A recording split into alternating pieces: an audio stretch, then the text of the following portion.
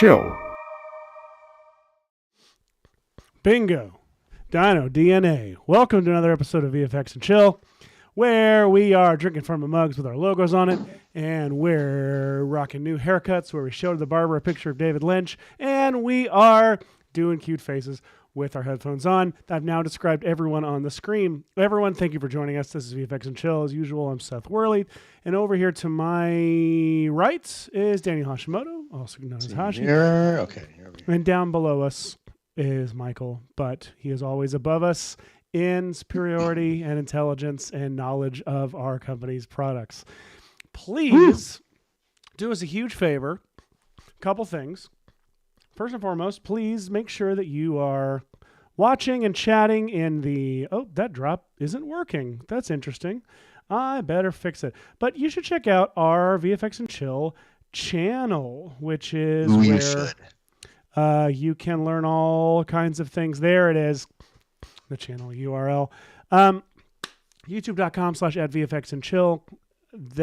We are streaming across multiple channels, but this is the channel right there that you will really be able to participate in the fun chat. Also, if you can't stand the chat and Michael Pollack and, Leduc are getting on your nerves, head right over to one of the other channels and watch it there, and you won't have to worry about anybody. The point is, boom, we're all kinds of places, and you should check us out wherever you want, but the chat is in this channel. And whatever channel you're on, make sure you like this video. And if you're not subscribed to the channel, by gum, why not? We've got dinosaurs. Do it. We do have dinosaurs. We do. I feel like we talk about dinosaurs a lot on the show. We comp a lot of Velociraptor heads into the show. But there's a new trailer out for Jurassic World Rebirth. Yes. Rebirth. Rebirth. Jurassic World Afterbirth. So we're going to head over here and we're going to check this out. Let's go over to my screen, I think. Nope. That's your screen. You have something fun. I hit the wrong button. It's all right. Hashi's screen looks angry. Yeah, it does. So that's not the right button. Here we go. Here's our pal Scarlet. And there's our pal T-Rex. Jonathan Bailey, and there's a big old tail. So this trailer comes out, and I think it's fun. It looks fun. It's from our Lord and Savior Gareth Edwards, so we're very excited. Got dinos. And the dinos are supposedly mutants this time. They're mutant dinos, and so I'm excited by that. What I do like about this trailer is that it has very strong like Congo vibes. Like it's I just like the Magic Bullet logo, the Magic Bullet Mojo logo at the beginning. I enjoyed that. Mojo logo. It does. Yeah, right there. See, that's like they 100% threw Magic Bullet Mojo on that. Just said true. Good. The 100%. You're right. It totally does look like that. But I like that it has this. It's my. We all. If you're anyone familiar with me as a human being, knows that my favorite genre of film is the experts go to an exotic location and begin getting killed by things, and also known as Jurassic Park. I really like movies with really smart people going to some dangerous place and getting killed. That's my favorite genre, and this looks like to be that. Smart. Yeah, it does look fun. And I really do like the way that Gareth Edwards handles visual effects in general. So I'm excited to see if he's able to do anything like with the filmmaking approach that is different from this recent batch of Jurassic Worlds. Well, and something about Gareth that I think goes underappreciated is that it's especially evident in his Godzilla movie. He's great with visual effects, but he also like really knows how to. Great with kids. He's great with kids. He's a great babysitter. Yeah. Like short notice. I wish we had a drop ready for that. Gareth Edwards babysitting service. And it's just like dinosaurs and Godzilla and like cyborgs.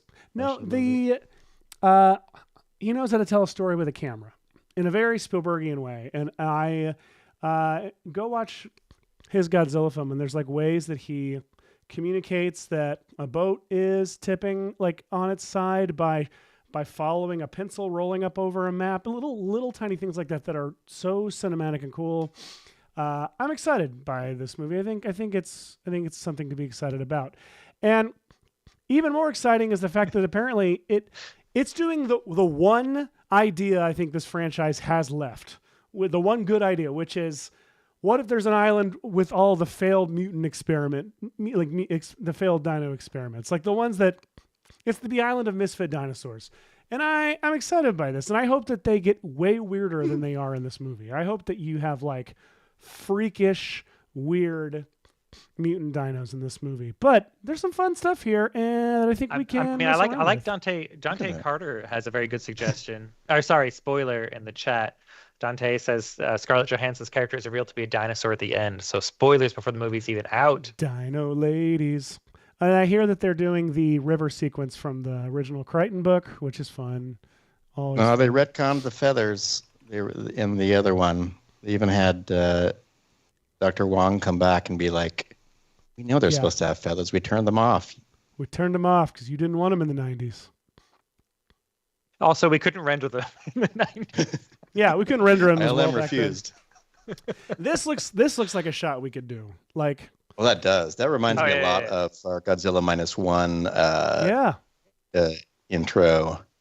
That also reminds me of the water VFX stuff that you did at the very end of that show, Hashi, where you just suddenly made amazing water VFX happen.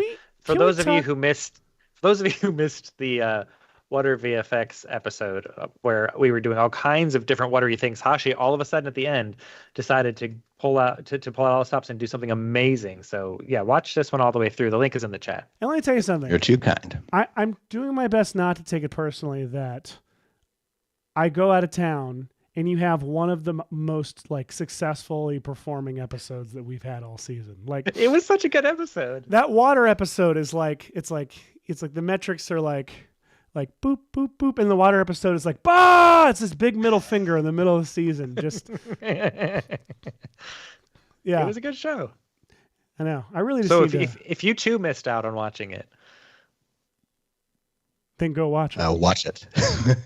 After the show's done, because this one's got dinosaurs. That one doesn't have any dinosaurs. Look at all these flipping and dinos. I'm loving it. I always like how they're like surprised. That breach is really cool. They're fine with land dinosaurs in the jungle, but then they're like shocked when there's ones in the air and ones in the water. They are never ready for ungrounded dinosaurs. They're always like, whole bean dinosaurs. They're always like, how did this happen? Yeah. Spaceships ignoring everything below and above them in movies because like it doesn't work. Yeah. It's like just beam right under the Enterprise and just hang out there. So what Seth, Patrick says, if it makes you feel any better, we missed your drops on the water episode, which is true. We really expected it to happen, and they did. Oh, that's funny. Just habitually setting them up, and then it was like such a more like relaxed episode. Like it just people were able to actually learn things. I think my drops are totally screwed right now. I think they're not working. Like let's see, hang on. Like if we were to be canceled. Nope. So, okay. All right. But let's try this out. Just running a little slowly. Asset browser? Asset browser? No. Oh gosh. All right. I'm going to get to the bottom of this, but you know what it might mean? It might mean having to trigger each of them one by one. So I'll hold off. It'd be great if they all just triggered all at once. We missed your drops in the water episode. Oh, you damn it, Michael Pollack. Two water terms. Damn it, Michael Pollack. Okay. Well, all right. Maybe if I quit. That's dinos. Open it back yeah, up. let's dinos. Yeah, let's dinos. tell people what we're doing today. We've attacked dinosaurs before, and dinosaurs have attacked us before, but we've never really we have never committed to the whole idea that what if you wanted a dinosaur in your film and you wanted to render a semi-realistic dinosaur into it. And so I think that today we're going to try doing that, like specifically by mimicking some of the shots in this cool Jurassic World Rebirth trailer. So, let me think of how we should get started. Dinosaurs. They were alive a long time ago and no longer are. Unless the Loch Ness Monster or chickens, depending on your views of the world. That's a good point. I also definitely want to recommend... Whoa, what? I do. They're on a 4-minute delay. It's a good thing to recommend. It is a good thing to recommend. I guess I do recommend the asset browser. So I think that... Don't say it again. All right, they're working again. I just quit Stream Deck and it reopened it. That happened. That worked. So, what was I going to say? It was going to be great. Dinosaurs. Dinosaurs. Oh, if you aren't familiar, I would like for all of you to right now open up a second tab and search Blake Kids Trap Dinosaurs. I don't remember Blake. Oh, Blake Rules. Blake Rules. That's what it is. Type Blake Rules Dinosaurs. I want you to come back later, listen to this track. This is very important. And then if you get a chance, look up all like the rest of that Kids Trap album and all of his other Kids Trap albums and thank me later. That's all. Do that. So, and speaking of cool Blakes, you should tune in next Wednesday, I believe, for the Falling in Love with Red Giant series over on the Maxon Training Team channel. It's exciting, and it's going to feature our frequent viewer, Blake Rizzo, and contributor to the show. I can't remember if I can say what Blake's been up to, but Blake has been working on a new tutorial series for Cineversity. Yeah. And it's but this Wednesday is a live webinar. It's the second in the Falling in Love with Red Giant series that's happening this month, and they're doing galactic effects with some of your favorite Red Giant particle tools. Yes, that's exciting. Definitely check out that cool Blake. We love that cool Blake. I need to drop it's alive whenever we talk about a live stream. Oh, that would be nice. The link for more info about that one is in the chat. All the important stuff is in the chat. All right. Look at that. There's so many resources in the chat. Going back to the dinos, Hash. Nice. This is a really fun shot, and I feel like we could build this shot. You've got a T-Rex asset. I do have a T-Rex asset. Let me save and close down some things that I have open here. I'm doing the thing we always are doing on the show, which is last minute under the hood trying to do something that we didn't accomplish earlier. So let's see here. I'm going to find. What should I start with? I'll start with. Sorry, I'm just going to copy something out of another file. Go right ahead, and then I'll just keep looking at this T-Rex. Hey, T-Rex. Well, if you guys actually, if you want to see, no, I'll save that for later. I'll show you something later. Sorry, I don't know why this is taking so long. Well, because I could have loaded it before. We still need that Hashi looks for things drop, Seth. Oh, we do. Yeah, you're right. It was we had an idea for it. What was that? I don't remember. I don't remember either, but I am set up. It was going to be like it was going to be hoarders themed. That's what it was going to be, like the hoarders. Okay, I might make that this episode. Can I go to your screen? Go for it. Great. Seth, right, you can't make it this episode. You've got to make a dinosaur thing happen. You love dinosaurs. Fine. You got to do dinosaurs. Dinosaur thing happen. Whoa, Hashi, you got a cool one. Look at his outfit. Pretty freaking cool. This is a pretty cool looking dino. And in fact, how that dino came? This dino actually even came with a handful of animations on it. Let me see if I can pull up the. You mean Dinomations? T-Rex. I mean animations. That's not a word. Oh, that's right. However, hang on. We're going to find out. All right. The Dynamation was. I'm going to look in my Don Shea and Jody Duncan's Making of Jurassic Park book, of which this is the 5th copy of it I've owned. I've owned dinosaurs, Patrick. I'm eating dinosaurs many times. This one is called. I know, right? There are a lot of copies of it, so I'm trying to figure out who. I'm pretty sure this is who I got it from. Here we are.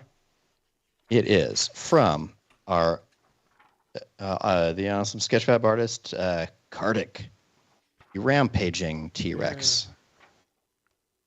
Check him out. All right. Running, biting. He looks a little. Yeah, that's a good one. Roaring. Roar. Hey, that's kind of what we're trying to do, right? Excellent. So I'm going to grab that asset and put him right here in. You can grab that asset. Absolutely. Oh my God. Let's see. I think that I removed the takes from this. Classic Hashi. All right. Well, whatever. You might need to end up posing this yourself anyway. So let's do a little bit of posing. One of my favorite ways to pose something with a spine, which is, many things you would pose, I guess. You can select like the spine, the neck joints, all the way maybe through the head if you want. And then if you click on the rotation tool, there are some options over here, and you can press this little checkbox for per object transform. Now I'm remembering that last week. People wanted to be able to see my screen a little bit bigger, so I'm going to see if I can say show things bigger. All right, there we go. Per object transform. Check that box. And then once you do, oops, I had deselected everything. Select a handful of joints, just like that. And now you can use the rotate tool, and it rotates them all a little bit incrementally, all at the same time. How fun that is. Great for like a tail so good. Yeah. Or any kind of serpentine kind of motion, and for just adjusting the body position without trying to like individually go to joints and messing with them, So let me clear. I guess there are some keyframes on this already. So I'm going to kill them all. I'm going to say functions. Actually, I'll just say Control All and then delete. All right. I don't want doing anything. Update. Dynamation was a company that made animatronic dinosaurs back in the 90s. And upper noun doesn't count. They were like a touring thing. So anyway, that's where I knew it. I thought it was a Phil Tippett thing. No, that was the DID. It was the dinosaur DID, input device. Dino Input Device. Which, by the way, is at least hopefully still. But when I was there, it was on display at the Academy Museum, the Oscar Museum, which you should actually absolutely check out if you're in LA. It's incredible. And stop by and buy a storyboard notebook or a story clock notebook from the gift shop. Why not? Why not? All right. So okay, I've closed my other programs. Great. So we're going to pose this dinosaur like it's very upsettedly roaring. So let's try to figure that out. I kind of know that it was sort of in the distance. I can't remember what kind of lens is on it. Probably something like this. Except that its head is up pretty tall, I think. And his jaw is like, bah. Something like this. Do we have the reference? Just randomly switch back to your screen. Wait, what? Are you able to randomly just switch to your screen for a second? Yes. See what that reference looks like. To my screen? Oh, I'm sorry. I see. Well, if you had that up still. Yes, it's right here. I'm sorry. I got distracted by something. There. Okay, cool. Hey, we're in the... It's the T-Rex sneaking through the weeds like a cat, hunting a little measy mouse. I hope that this thing is unable to stand up. I hope it's this weird, crawly, slithery T-Rex that's horrifying. It's the Snakeosaurus. Yeah. Speaking of things people hope for, I don't want to not mention that there were a couple of suggestions in the chat for the Hashi looks for things drop. Nick Smith wants you to use a shot of Rick Moranis in the hammock rig thingy with his magnifier helmet for the Hashi looks for things drop. Oh, that's Honey, I Shrunk the Kids. And Michael Pollack is suggesting Hashi lost in the Raiders of the Lost Ark warehouse at the end would be a good way to go.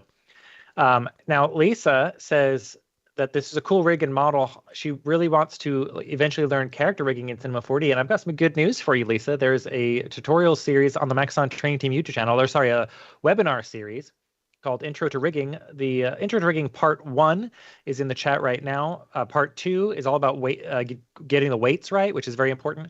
Part 3 is constraints and C motion, which is, again, very, very useful things to know. And then Part 4 is the full-on character rigging and the character object. But Part 1 link is in the chat. Go have a look there after this episode is done, and you can start bookmark it anyway to start your journey on rigging in Cinema 4D. Starts real simple, rigging a lamp, and then it works its way up to full-on character stuff. Lisa's asking Hashi how long did it take him to build the rig. Hashi just acquired that rig, so he did not have to build it up. Dante is naming our little slithery Tyrannosaurus Rex the Sneakosaurus, which I think is adorable. The Sneakosaurus, I like that. All right, so this model did come with some textures, but I did actually Photoshop them to be a little bit more like the T-Rex from the movie colors, though also I am colorblind, which I will say once again before I go into this exciting adventure. So I did create a redshift material. It looks like this, where I took the diffuse, this specular map, a bump map, and a height map, which I'm feeding as displacement to the output here. Because if you'll notice, if I type NB, you can see that this is actually a fairly low poly model, all things considered. I'm going to create a camera that's here, and I'm going to add a protection tag to it so I can just always come back to that. Rigging tags, protection, and then now I can just switch to a different camera to kind of move around. And you can see that these polygons are pretty big, so there are going to be some, jagged edges to this when it renders. However, if you add a redshift render tag to it, there is a tab right here called Geometry, and by default, it's not checked, but if you check it, it says that you can add in, your own tessellation. Right here, right now it's set to 5 subdivisions and do some displacement at render time as well. So you won't see them right now, but if I turn on my, my IPR, you'll see that this curve that should be a bunch of little polygons is actually very smoothed out by this process, which is kind of cool. So if I turn that off, polys, see? Straight edges, and if I turn it back on, that. Now I'm losing some sharpness in the teeth, and so what I've got to do is figure out if that is because of the displacement. Yes, it's definitely the displacement, and I'm doing too much. So I'm going to turn the maximum displacement down a little bit and turn the displacement scale. Whoops. That didn't look right. Let's see. Let's turn it. I always get confused by any parameter that's like labeled scale, because in some like distortion or displacement or fractal maps, in some apps, turning scale up makes the map smaller. Some other times it makes the map bigger, and I never really know what I'm in for. And so I always hold on to something when I adjust the level, the scale. Excellent. So what I think it is the displacement scale. The higher you go, the more like furrowed, like the more detailed displacement you'll get. Like I'm overdoing it right now by setting it to 100. Let me set it back to something like 25. And then your maximum displacement is this number. So if I set this to like 5, you'll see that it becomes a mutant dino. Look at his teeth. It's little human teeth. It's a marshmallow saur. By the way, quick pause for validation. According to the chat, Dynamation was the actual as a Harryhausen term. It was, and that's where I knew it from. It was a Dynamation. Okay. Yeah, it was a Ray Harryhausen term, which that's where I had heard it before. Thank you. Also, want to call out Lisa for referencing. She called that out. Yeah, way early. Calling that out, but also calling out here, lizard. My favorite of the Chihuahua spots. Taco Bell Chihuahua spots from the '90s, which was the tie-in for Godzilla. No one else knows that when I reference it, like most of my references. So I was excited to see Lisa reference it.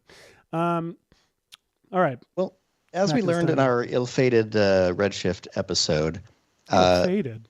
Just by default, Redshift looks a little weird like this. Like it's just this weird deer in the headlights situation. But things start to look really good. I'll do it manually this time. You can just add a dome light to them. And then it's in a promotional material setting. Totally. Yeah. It's in an explainer video now. Totally. So I'm going to go to my...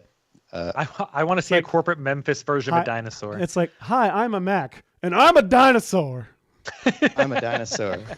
And then it cuts back to the person, and then the next... They're gone. Need one more cut, but then it's dead. So figure that out. All right, so I downloaded from Polyhaven this one. I think I'm going to go with Woods 8K. The best as my dome texture.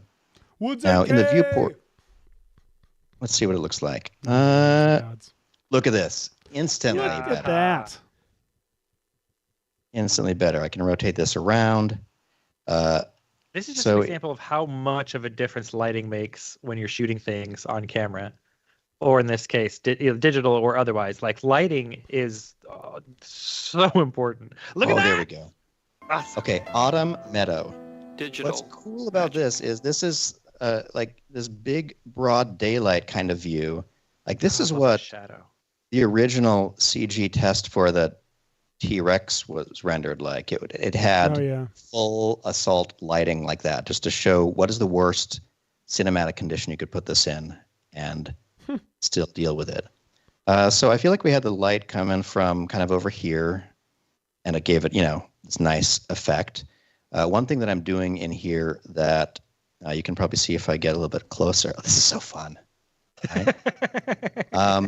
Is that, let's see, I'm going to turn off my displacement for now. I was going to say, are you going to do some subsurface stuff? In fact, I did. I went and split out a couple of polygon selections and then made a duplicate of my dino skin. And in this duplicate of the dino skin, what I did is, well, first of all, everybody dupe the dino skin. Should replace it with this one. Wait, is that worse? No, that's worse. I didn't mean to do that. But I just went to my material settings right here, and you can scroll down. I turned the weight of the reflection up, so this is a little more glossy. You can see that lovely tongue. And you always go straight for the tongue.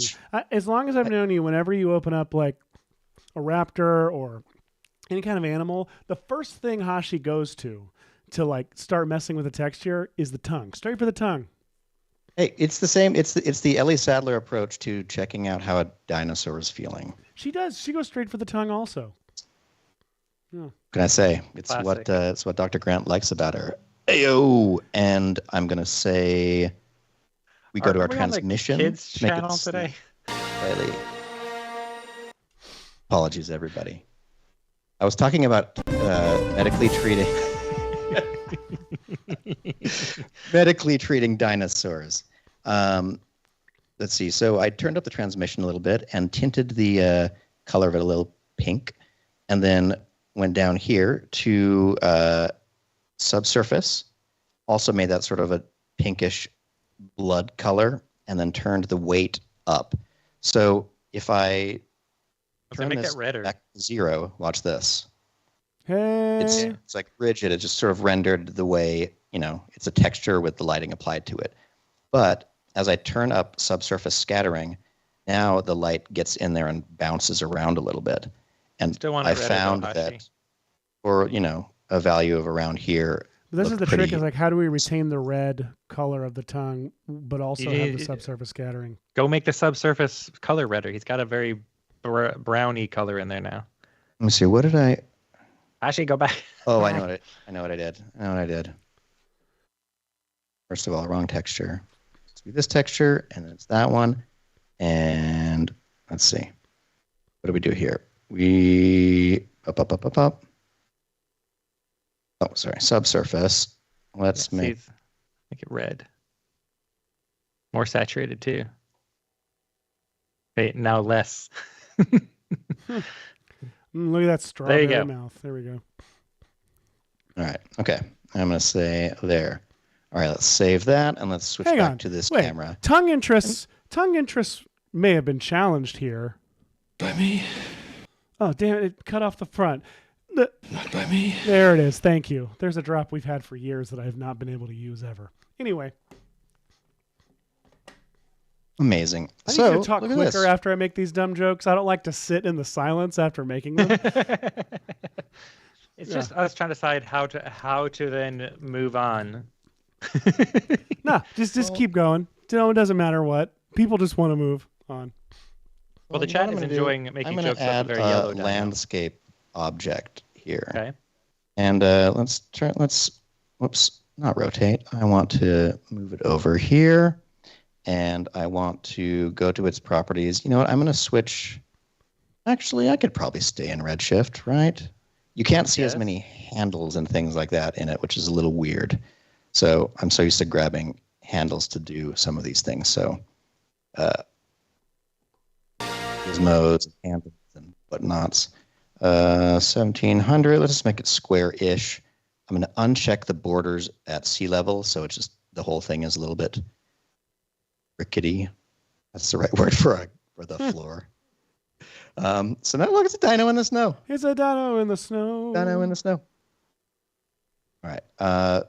So I'm digging this. And look, what's so cool about these is like the Redshift works. Like look at the belly of the dinosaur with just the environment map. And then as soon as I turn this landscape on of snow, look at that. Look at that bounced light. Look at the color of the shadow being the holdout of the sky. It's so great. It is great. It does so many wonderful things. This kind of stuff reminds me of when I first started introducing 3D at my previous job. They had never had real 3D before. And I was doing this stuff with Cinema 4D, and I had spent like this ages getting this particular vehicle, we'll call it, rigged up with like, all this espresso to make everything animate with like one slider and whatever. And they were just fixated on the fact that they got these really cool shadows on the ground. I'm like, it's like you get this stuff for free. Like it just comes with it. It's real 3D. You light it and it casts shadows. But like just like here, like that bounce lighting looks so good, and it just happens naturally and for free. You got to do nothing to make it happen. It's great. It's impossible even for a computer. So I've clicked over into the asset browser because there's a whole scene going on in there, and let's see what happens if I maybe grab. Excuse me. Let's grab, this, whoops, it's loading in a handful of Redshift textures. Let's see how big this object is. It seems pretty small, or it's under the ground. It's very small. Let's see. Well, I think you'll find your dinosaur is very big. They should be. All right, so I'm going to grow this grass to be a little bit All right, while taller. we wait on Hashi to grow some grass, we actually need to take a quick break. We'll be right back after this.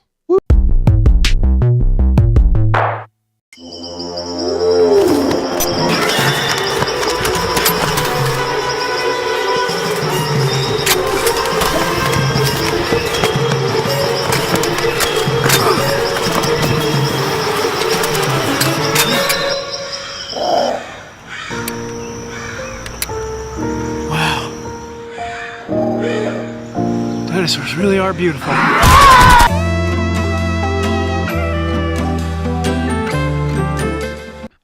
Welcome back. If you're just joining us, we're making a baby dinosaur. Actually, a full-grown one. Hashi is over here. He's got a dinosaur. It's roaring. It's in the snow. He's trying to now plant grass and grow it in the snow. He's gotten this grass from the asset browser, and he is growing it. So let's watch. Yeah. I'm going to throw it into...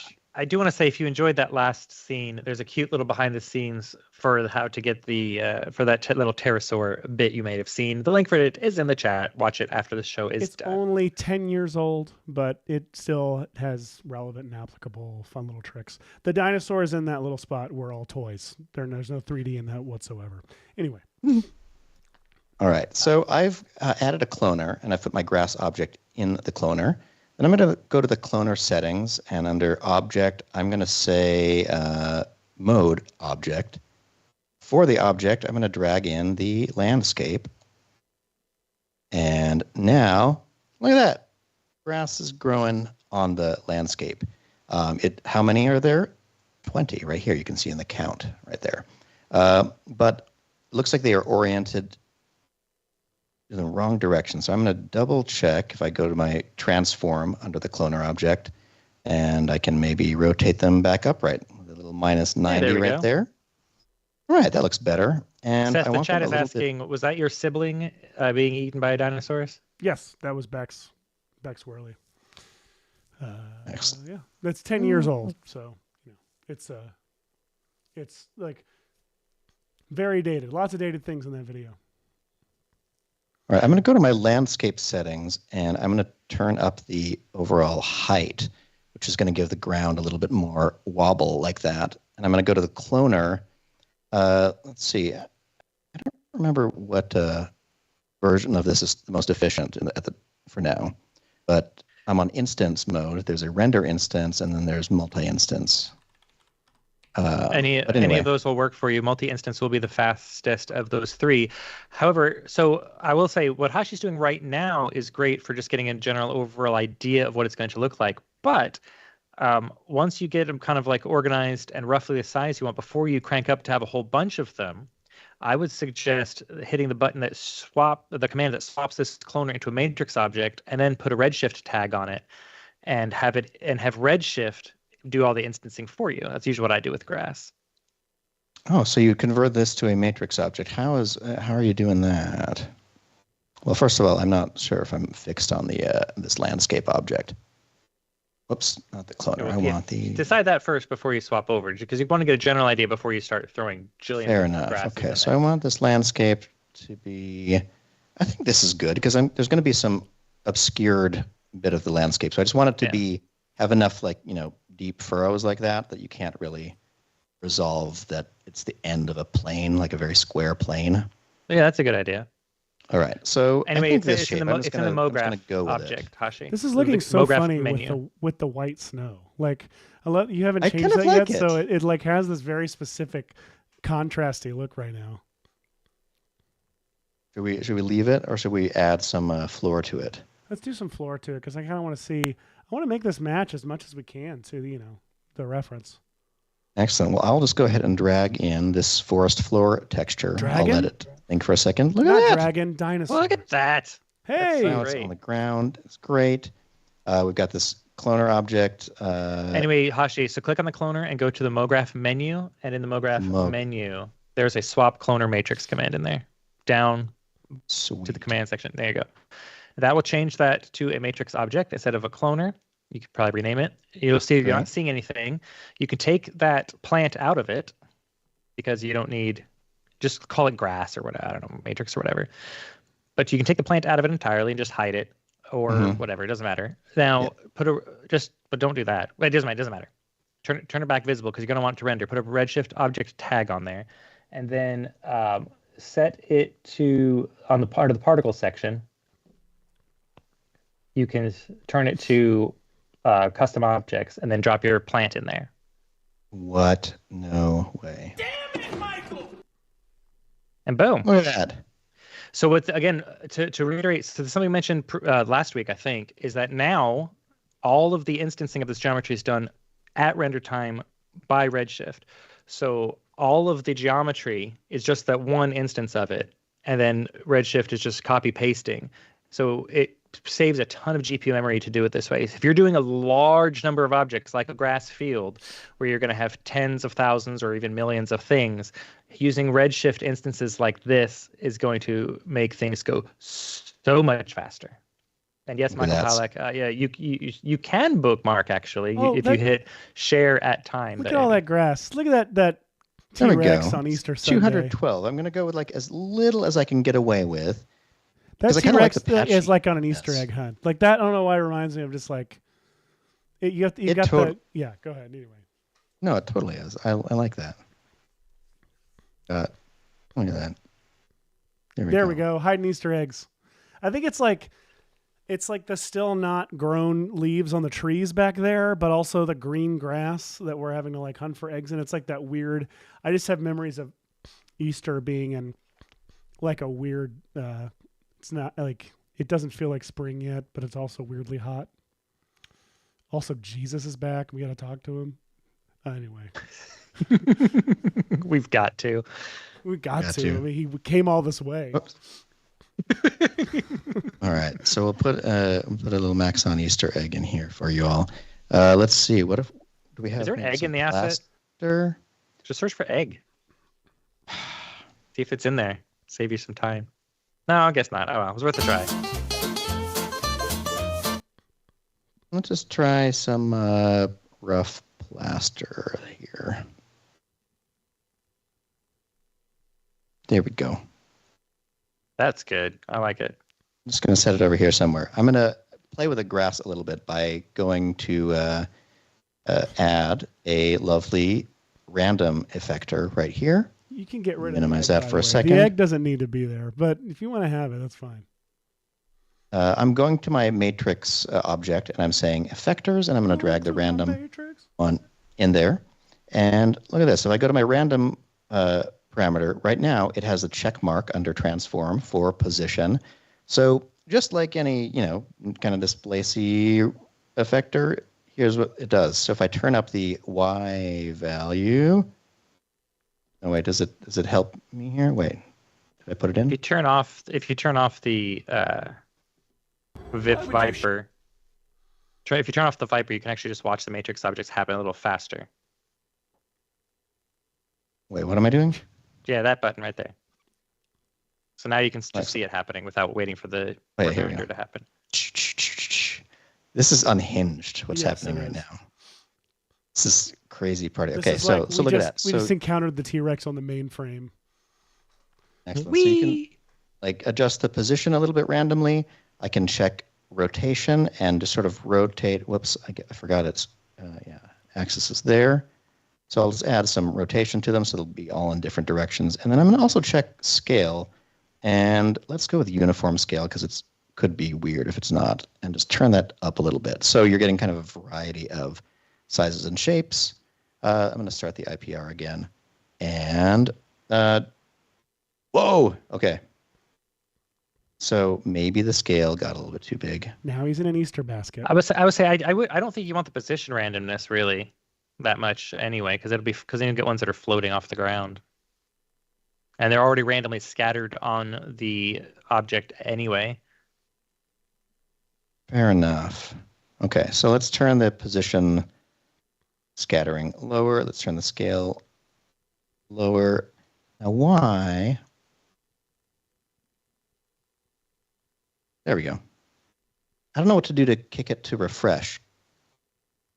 Me neither. You just gotta slap a dope beat on it. Yeah. All right. So we've got the grass matrix here. I'm gonna scale this up a little bit. I feel like the grass is like supposed to be right up to here. So yeah, the scale is a little weird on this grass, I admit, but I bet that we could mix it with some other stuff to try to make it a little bit better. Yeah. Well, first of all, I would also argue recolor it. So like it like he's in a bunch of dead grass, it looks like, or this like it's very yellow it's grass. very yellow, Hash, if that helps. So like we should probably lean it. It's very green right now. Let's see. Okay, so we have a whole bunch of materials contributing to it. Let me see if I can tell what is contributing to it the most. And I don't know how, I don't remember how the color works for you, like if yellow and green are pretty obviously separable for you, or if you need help distinguishing. We'll see here. Materials 2, 3, and 4 seem the greenest, Hashi. Yeah, there's one yellow one that's great, but the rest of them are all just green. And don't delete anything. Don't delete things. You're making the grass go crazy. You're deleting selection. What do you call it? So you're getting polygons that have no texture on them. Yeah, undo until your triangles are all back. There you go.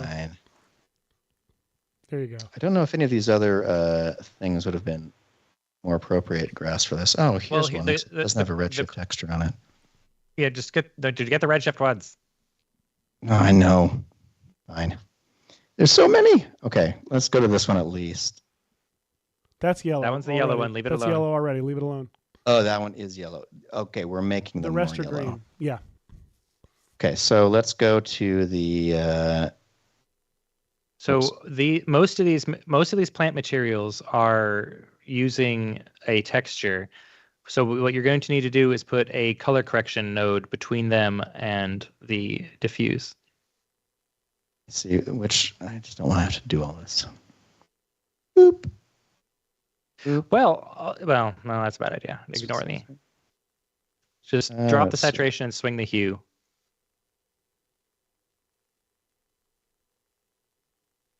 Oh, the hue shift other way. Goes positive. It doesn't go negative. Hashi, Pollock's asking if you tried the colorblind glasses, and they didn't work for you, did they? They sort of do. They're all right. They did make me see that rainbows, like physical rainbows, have red in them. I didn't know that. I thought they were just blue and orange. Nice. So I was like, hey, look at that. There's a red stripe there. Did you put the glasses on and look up and saw a rainbow in the sky? No, you have the way that your eyes work. This is the way they always go in the viral videos. Is people put them on and then they start crying because they're like, "Oh, it makes me see." It doesn't work. That's not how your eyes work. That's not how those glasses work. They don't just generate tears immediately. It's great marketing, and it gets you right here. But your eyes take an average of 7 minutes to adjust to a new lighting condition, and that's what they're doing. Is they're forcing your eyes to. It's basically like if you held up, like those old decoder things where you've got the red gel that reveals a little like the blue lines or whatever. It's turning red into a more distinct tone than green. And if your brain knows that it's trying to color correct toward red, it now has more of a distinguishing factor between the red and the green. So it fools you into seeing it, just the way if you went into like a club that had predominantly blue lights, after a little while you understand what skin looks like, even though visibly or photographically it is like purple right now. Yeah. But your brain is like, it's skin. I can tell. It's skin. It's skin. All right. Color correct. So what are we doing here? Dropping the hue. Pull the hue down just a touch. Toward yellow. So bring it down. Right there. It's great. That's good. That's a nice healthy. That's brown. That's good. Actually, that matches the scene. Do that. And then just keep it going for all those greens. I would say copy that node so you can just paste it in the other setups. Oh, yeah. Oh, you're just going to replace the material on That's all of actually them? smart. Just replace the material. I don't care about the variety. I don't care. But I'm digging this. I think this is kind of cool. I think you can do. There's one more green I would correct. The one at the very end. Far right, yeah. Yeah. All right. I am willing to correct the far right when something goes. Oh yeah. And yes, Raphael, Hashi is colorblind. Yes, that's why we're talking about all this and trying to help him through it. He is an amazing compositor because he knows a lot of the good tricks. Now, Hashi has to rely on things like in After Effects, checking the different color channels to make sure he's got the color matching. But everyone should be doing that when you're doing compositing to make sure you've got stuff matching. It's very easy in After Effects to just click on the bottom of your composition panel to view just the blue channel, just the green channel, just the red channel. And that's a great way to make sure you've got your color levels matching when you're trying to composite multiple things together into the same scene.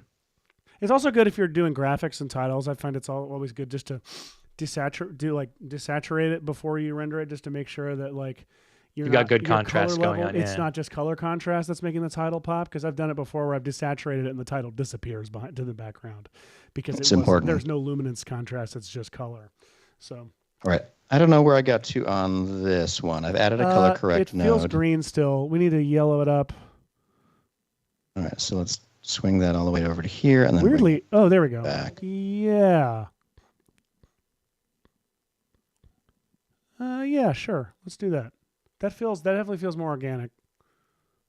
Cool. It still feels like it's overwhelmingly green, though, in a way that the... Well, here's something that could happen, too, is I think that if I go to my dome light, I can tell the base color, instead of being pure white, I can lean it a little warmer. Okay.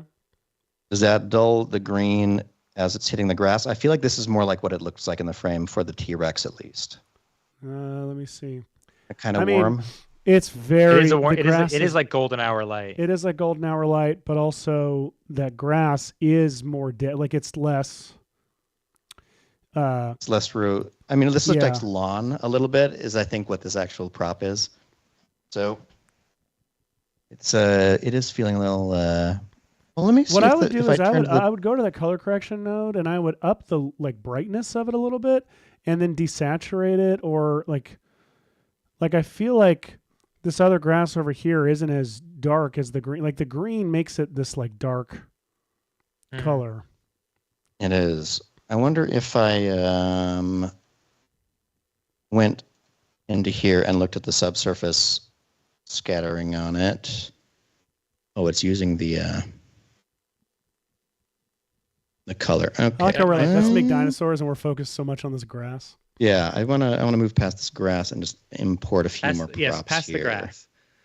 Let's see. I'm gonna import this bluegrass prop and see what that looks like. Damn it, Michael! I think these are all pretty small. I did not check the world scale when I.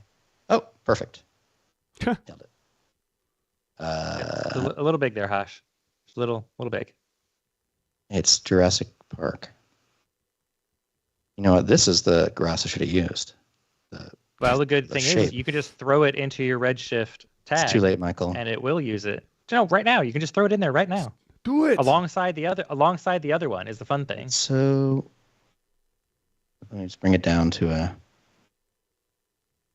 here, and then I'll go over to my Redshift tag and say, okay, fine, use that too.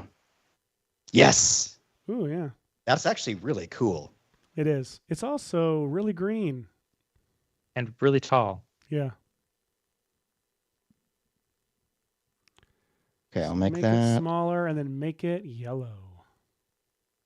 Okay, so core, let's see. So basic. If I scale the object, does that? Good. Okay, so right now it's aligning.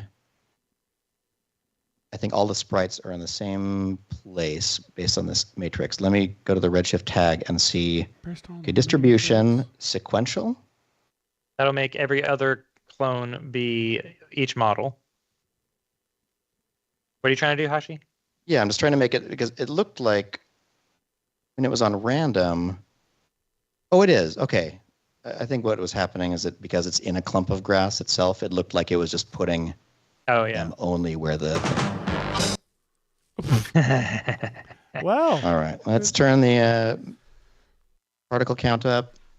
Some kind of ground cover here. I know that the grass is the wrong color. But let's get more of the scene in better form before we get too crazy. What did I just do? I was trying to rescale the grass a little bit, the big clumps.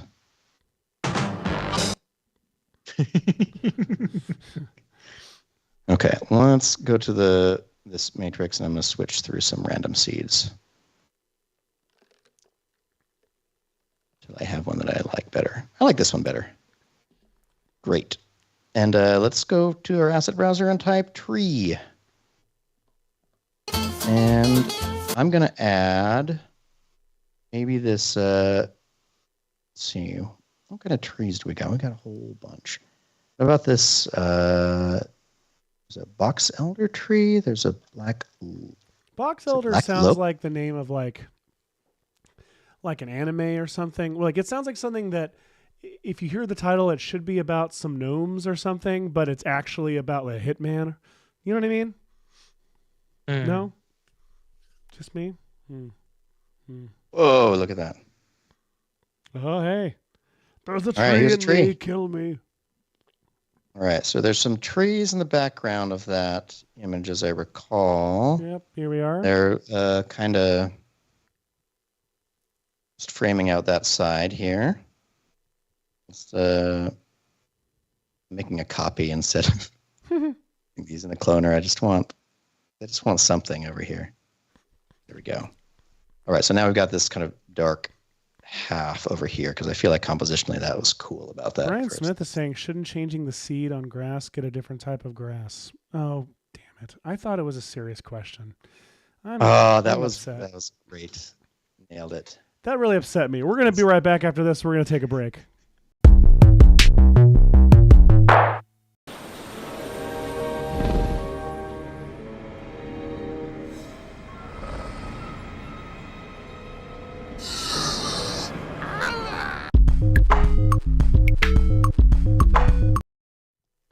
Welcome back. If you're just joining us, we're making a dinosaur. We are basically taking the Jurassic World Rebirth. Jurassic World Rebirth trailer. We're taking this shot specifically, and Hashi's recreating it. Cinema 4D, rendering in Redshift. And it looks something like this right now. It's looking pretty cool. I think so, too. Now, there's a bunch of darkness behind the T-Rex in that, right? Yeah. Okay, it's probably like smoke. It looks so localized and close. Yeah. Or like a waterfall. Or like the mist of a waterfall. Yeah, I want it could be the mist of a waterfall. The mist of a waterfall. It's so artistic sounding. Let me see, out of curiosity, if I added a put on your sunglasses, everybody. I'm going to add a redshift environment at default settings. Okay, that's a lot. That's a lot. So yeah, the scattering and attenuation can go way down. So let's put this in the bluish realm and... Oh, God, my eyes. Dark gray. Okay, let's do that. Now let's turn the attenuation up. And the scattering. Way down on the scattering. Like down to like almost its lowest. Yeah. Achievable. Oh, my God. Whoa! Whoa! Right? This just became a video game immediately. Now we are cooking with gasoline. Okay. Well, the problem is it's killing the background image as well, but that's fine because we were not going to use it anyway. Well, I didn't want the background image actually. I just wanted its. Sorry, HDRI. I'm just using you for your. For your light. We created it. Announced light. Okay. Now, if I turn down my attenuation a little bit, can I get to the point where I'm fogging the background a bit, but leaving the T-Rex still in the nice golden sunlight? Yeah, somewhere around here. Now that's kind of dark.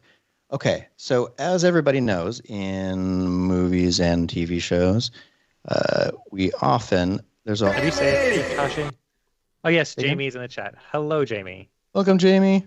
Look at this. Look at this cute widow. Let me turn the environment off for a second. Aww. This is a cute little scene. It's like I want to buy one of these from one of those little collectible studios. All right. Emalowski is saying all the time on IPR your graphics card melting. Hashi, again, I do want to remind folks, Hashi's computer is old. He's running a 2080 Ti, so you know. Yeah. So there. All right, so I've got I added a little area light, and what I could maybe do with that, I'm gonna just randomly put a light way the heck back here. Whoops, am I adjusting? I want you to go into the distance. I want you to go away. Go away. Wait. Have I lost all sense of direction? Because it's foggy. It is foggy. It's hard. It's all right, let's go back to our default camera view, and I'm literally using this area light just for the environment. I put it like here. It's sort of a. That feels a little bit like there's like a street light right up there, like you're meeting. Well, it's not supposed to be. Why is it reflecting on the dino? Let me put it further back. Because it's real close to him. Or them. Wait, have you noticed that the egg is inherently all well female, hidden at all? You notice that the egg is just sitting there in this little clearing? Ones have survived for a while. Oh, okay, let's bring that up there, and let's turn this down. I really do think you should hide the egg better, Hush. Okay, we'll hide the egg in a moment. We'll hide it before we put this online.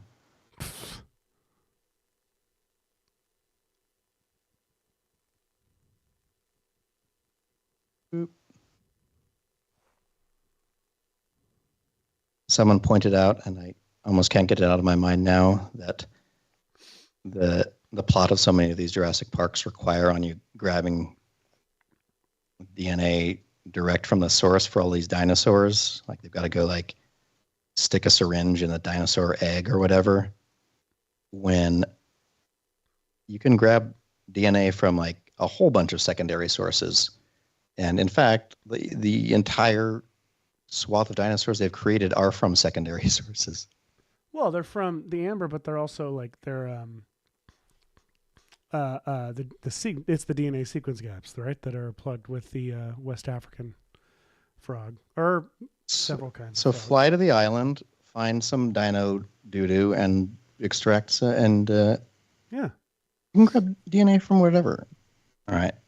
This is adding a little bit of light to the tail. Is that too much? Like rim? Should it be further back? I think it's too much. That's starting to feel like a toy back there. That's like the Jurassic. That's like the Jurassic World Netflix series. Just what I'm going to do is I'm going to actually go to the area light, and then I'm going to put some details. I really want this He's lighting up the sky fog. to be brighter here, but I like the darkness over here.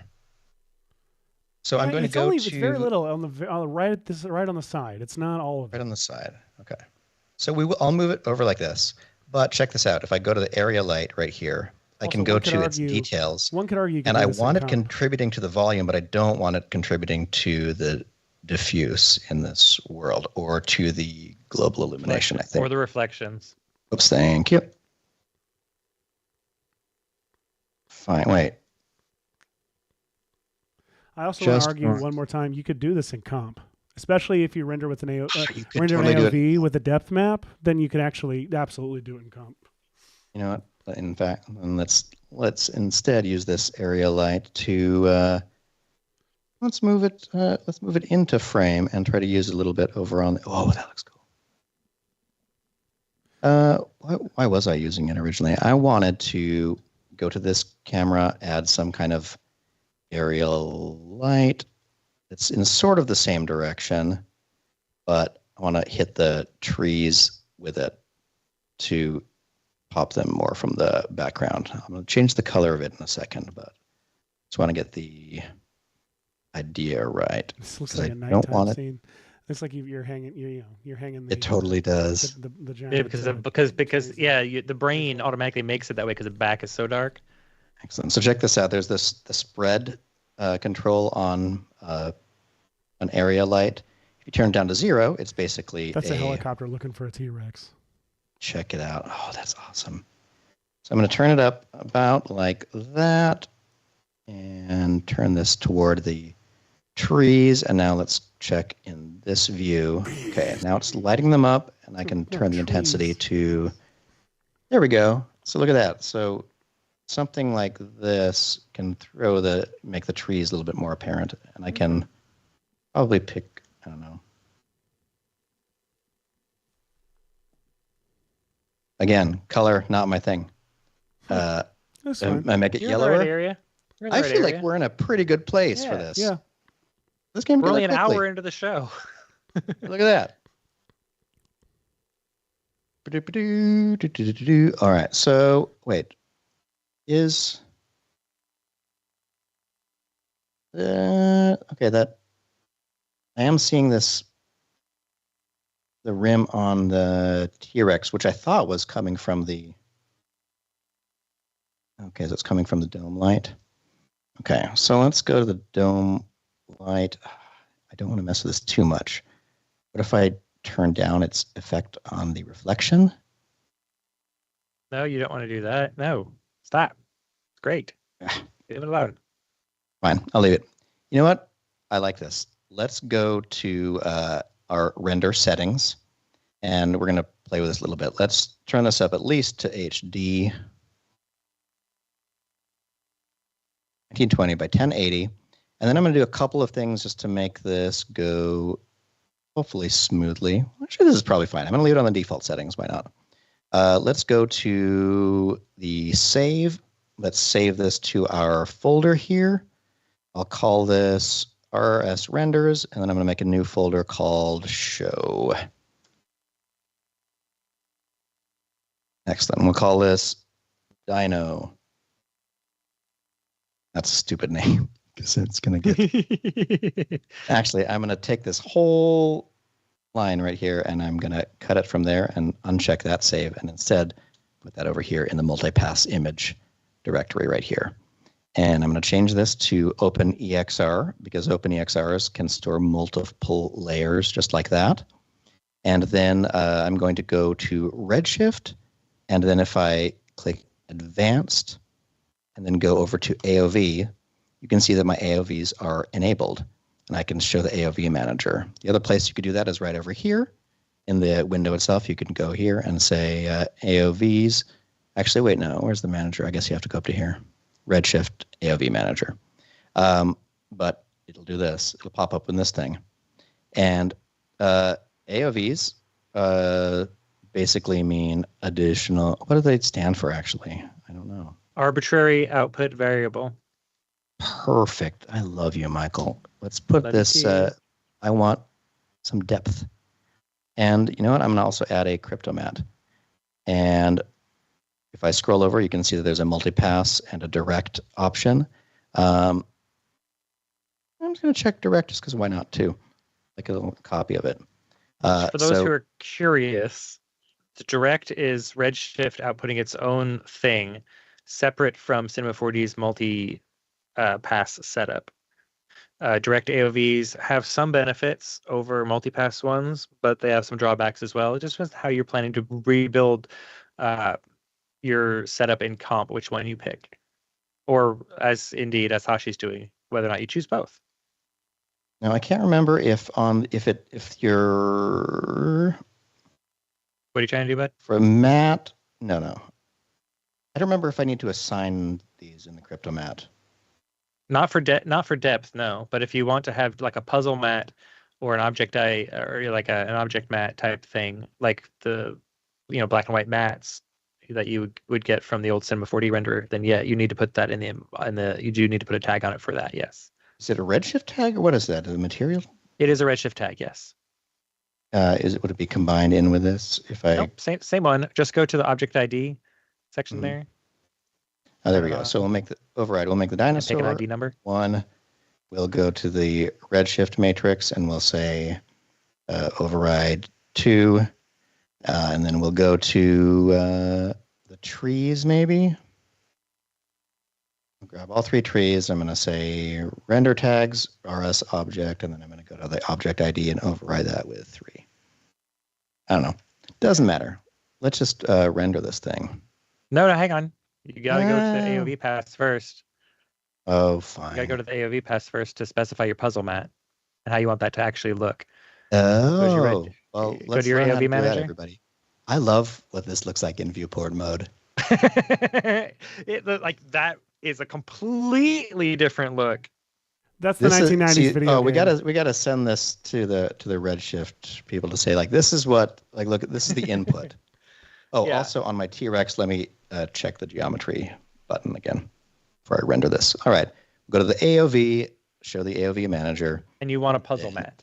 And then we'll, and also, I forgot on the depth, I want some, I want Z normalized. And on the puzzle mat, not crypto mat, puzzle mat. Yeah, you don't want a crypto mat. I mean, you might, but for this particular setup, you don't. Just need a puzzle mat. Conflating the two. Puzzle then mat. In your puzzle mat settings, you want it to be object ID instead of material ID. Object ID. And then 1, 2, 3. So the dinosaurs could be on the red channel, the grass is going to be in the green channel, and the trees are going to be in the blue channel. This is so much further than I ever go for renders because I'm usually rendering stuff for YouTube. You know, this is fun. It's fun. We're doing it. Whatever. I don't need that. Let's save. Let's put that down. Okay, we have the AOVs going. They're rendering. The output is all set. It's saving to our thing. Seth, I feel like I should hand this over to you once I get this render going. Sure. Let's do it. Rendering to the picture viewer, baby. It's happening. So, this is on a 2080 Ti while streaming, everybody. So I'll tell you what, while Hashi does this, why don't I import and kind of show, we released a promo earlier this week showing a early render that Hashi did of the T-Rex, and then with some comp stuff that I did. Now, admittedly, the comp stuff that I did was a little over the top and I want to see it anyway. It's still fun. So like this was a little breakdown that I made showing. So this is the Redshift render that Hashi sent. And then there's some stock slime that real quick I will point out came from, I believe most of this is the Triune Digital, our friends, Triune Digital have this great stock slime assets. There's also, our friends at Action VFX have killer slime assets. And so does Production Crate. There's really, really great stock slime out there. And this may actually even be a mix of it. Then you've got these Trapco Particular like spit spray, and then another layer of Trapco Particular doing this like kind of hazy fog. And then the stock lens mud that came from Production Crate. And then you put it all together in Super Comp, and that's how it came out looking. And again, this T-Rex clearly has sinus infection, but it's just gross. Like, it's like great to make it... was delayed. I love that sinus infection set it off. But this is a great way to like add some like organic matter to your like Redshift renders of like creatures or monsters.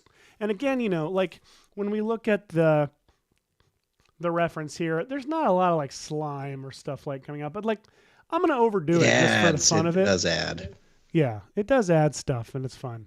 So I love using that like stupid, gross cloud particle that you spend no time on, just to get that little bit of like. Yeah, it's this right here. Because there's nothing going on with that. But when you put it in Super Comp, it just adds that little tiny little touch of detail that really makes it feel like that dinosaur is a living, breathing, moisture creating creature. And I'll walk through it in a second when we get Hashi's render. But the last thing I added was a little bit of universe camera shake at the end just to make it feel a little more intense. It may not even come through on the feed right now, but so I'm gonna add this stuff to Hashi's render he just did, but it's obviously like a frame that we rendered. So, but I'll walk you through if you need to know like how I tracked the slime in on this shot. But just for the purposes I'm quickly re-rendering. I had one setting that I wasn't happy with, and so I'm just restarting it real quick. Sorry, everybody. No, I think it'll render faster now too with what I did. I'll go ahead and show you. Like, these are some of the slime assets that I have from Triune's slime stuff. I actually did just go ahead and download. Let me see. I've got. Lisa's asking, are we all working on the same files as you're sharing instantly? No. Hashi's rendering to a shared folder that Seth has so that he can render something out, and then Seth can take that file and use it for comping. We are not working in the same file at the same time. If we were in the same building, we could be doing this more easily. Wait, Hashi, wait. Reach across. Are we in the same? Remember that Germany? Oh, damn it. Right here. We're not. Oh, yeah. Here, hand me that phone. All right. Thanks. I got it. Thanks. Hello? Oh, no. Hashi, it's for you. It's just you.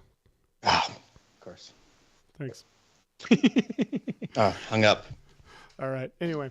Hey, by the way, if you missed the Live from Germany episode, like you're a more recent viewer, we were actually all together in the same space in Germany last year. Highly recommend. It's one of our most fun episodes. It's got a lot of inside joke call outs to our fans. So the link for that is in the chat. Definitely. You can probably show my screen while it's rendering. I mean, it looks pretty great. You can see I changed the sampling bias just to be a little bit higher. So it's rendering a little bit faster. And once again, as I shouted out on our Redshift show, there's a great overview of what all the Redshift settings are doing in the render by Ellie called Speed Up Your Renders in Redshift or something like that. Oh, I stabbing him with grass. Oopsies. Well, that's okay. Also, it happens. Mr. Keyframes in the chat reminded me of something we talked about yesterday, Hash. We didn't do motion here, but you absolutely could export compositing null from Cinema 4D, and we can send that. We could send that into After Effects and have an immediately easy way to. Right. No need for tracking. The render is done. In fact. Great. Yeah, it doesn't matter because since this isn't animated, you can just do it by sight. All right, let me see. So beep bop. I'm gonna find this render. And again, the faster Redshift renders with Ellie Wade link is in the chat. And so I am gonna import this dino.exr. Can we see your screen, please, Seth? Thank you. So this dino.exr, it's one file. I'm gonna drag this in, make a comp out of it.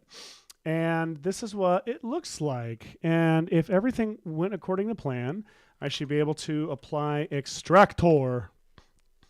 When I apply that, boy, oh boy, that looks like it's in like linear space or something.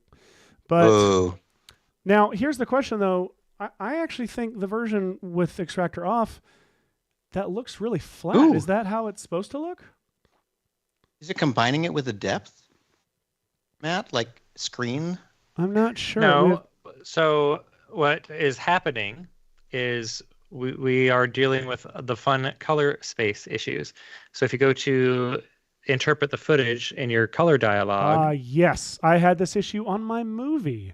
So you go to interpret footage, and then you go to color, and you can say preserve RGB, right? And that. No. Nope. Never mind. That's what we did on my movie. Don't want to do that. Sorry. It depends on how things are rendered. Go back to color. Take that off. You want to set it to ACES CG, possibly, depending on how Hashi's renders were set to be. No, not that one. Not that one. Well, the great thing is you can see it before you apply anything. Oh, I couldn't tell. Sorry, if I was seeing it. Yeah. Or not. So go there. You can try hit select all. Select all. There's like a show all to the right of there. It won't let me check it. What? Wait, yeah. What? Well, hang on. Go. What's your project setting at? That 32? Would probably need to be changed. Oh. No, go to your project settings. Yes, sir. Go to color and put that into OCIO. There we go. I don't like this. And then stop. Go back. Michael. Damn it, Michael. It's a couple of steps you have to do. Depending on what your render settings out of Redshift are, you put that into ACES. Hashi, can you look up what the settings are? Let's do the 1.3 one. They're both 1.3. Wait, where would that have been? That would have probably been in your color space settings. Your color space render settings. For the project? For your render, right? The render? Output was... Sorry, it was. I don't know if it.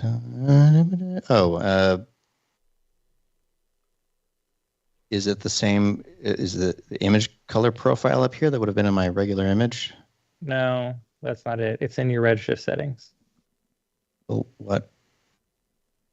System? Globals. Using project settings for OCIO. So it's in your project settings, Command D or Control D on a PC. Move the render settings out of the way. And then, where's that at? Project color management. There it is. Goodness. All right. So here's the thing. Either you want it to be, it's right there. Current render space is ACES CG. So Seth, depending on his actual render settings, you either want it to be ACES CG or ACES, what's it called? The sRGB version of ACES. One of those two things is what you need to set it at. Okay. On your end. Did you already say, Michael, that we could be doing this render and we could render this in Blender with Redshift as well? You can, yeah. It'd be really Redshift similar. works in Blender. So this is an ACES CG right now, and it looks very saturated. So see what happens if you switch it to sRGB. Switch the interpret footage. Yeah. Also fun. sRGB, which one? This is important, though, I guess. Or up here. The first one, the top one you had, down the top of that one. Display says SDR video. That looks like this. Yeah. So you want oh crap. All right. This is my least favorite part of the process. While you solve that, if you want to cut to me for a second, I'm just going to try to. If I cut to you, Michael and I won't be able to problem solve this anymore. Oh, that's a good point. No, so stay where you are then. So. Or just go back to the way you had it because it was close enough. And just colorista it. I agree. Let's see. I'm going to go back. I'm going to turn back on Adobe Color Managed. We're going to say OK. And then close enough. But I'm going to go in here and interpret footage, main, color. It won't even let me do anything? Right, because you're not in ACES. Well, son of a bee. Okay. Just colorista it. Fine. Thank you. I'll colorista it. This is silly, but okay. So in that case, I'm going to need to make sure I've got this version, which is the main render. Then I'm going to colorista, and then here I've got the extractor turned on it or applied to it, and I'm going to click this little awkward drop down that you think is going to be a drop down, and then it doesn't give you a drop down. It just does this thing, and I'm going to set it to depth, and now it looks like that. What? Look at that. That's pretty freaking cool. So there are a couple ways that you can control first what I'll do is, just for fun, just kind of, in case people here aren't familiar with depth maps, we have a killer episode about depth maps that you should look up and add millions of more views to because it's one of our most successful. But I'm going to drop this lingering fog from Action VFX into the scene. I'm going to fill this fog right here, and then I'm going to, for my own purposes, I'm going to, I'll just do a track map. So I'm going to drag this guy to, I need to label this so I don't forget. Depth. I'm going to drag, pick whip this track mat on the fog to the depth, and I'm going to click this little guy to set its illuminance. And now it's only going to show up in whatever the white value is on the depth map. So it's great. You can see there's fog back here. Why don't I go to this main render and actually... That looks incredible, dude. Add colorista and then do, I don't know, tip the mids down a little bit. Shadows for sure. Well, I don't know. You color grade how you want. The crazy things you can do with depth maps episode, which is, as Seth said, one of our most popular, is linked in the chat. So watch this. So this depth map, if I apply a levels effect, and I drag the gamma bar like up like this so it gets brighter or it gets darker.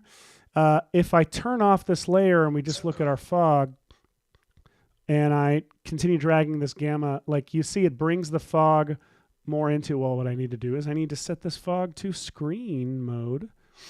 Bring in the fog. Now, if I move this gamma up and down, it's moving forward and backward in the depth. And if I can also turn up the black levels and turn up the white levels here. So now you can see Spider-Man turn up the white levels. Spider-Man turn up the white levels. You can see it's much more extreme what's happening now. Let me get yes. I love it. Oh, depth map. They're so cool.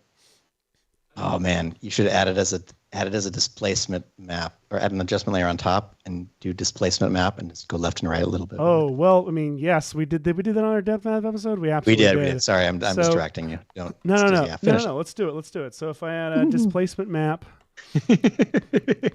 and I set it to, let me go up here to Colorista. So if I set it to depth, effects and masks, luminance. I mean, I could just leave it at red and green, but I'm set it to luminance.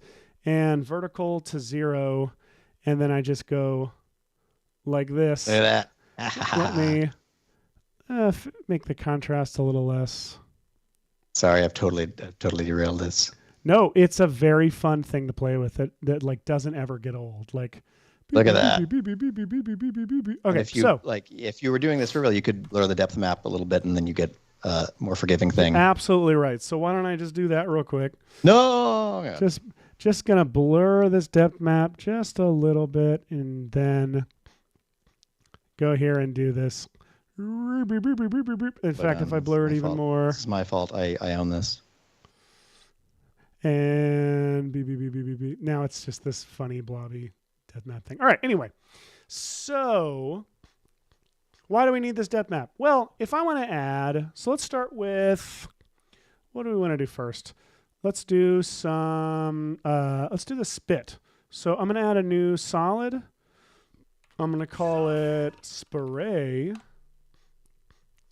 And I'm going to apply particular.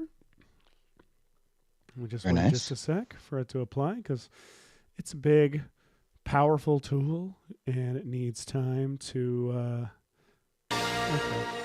So. No, what it's doing is After Effects is having to index every parameter in the background. It does this for every effect that you apply. It's just most effects have 10, 20, or fewer parameters, and Traptical Particular has thousands, literally. So it's just After Effects taking a while in the background. I could build this in the timeline, but I'm going to start by building in the Particular Designer. So I click the Designer button, and I get this here. First thing I'm going to do is I'm going to set the emitter type to a sphere. And then I'm going to go over to the motion settings, and I'm going to say direction. I want directional.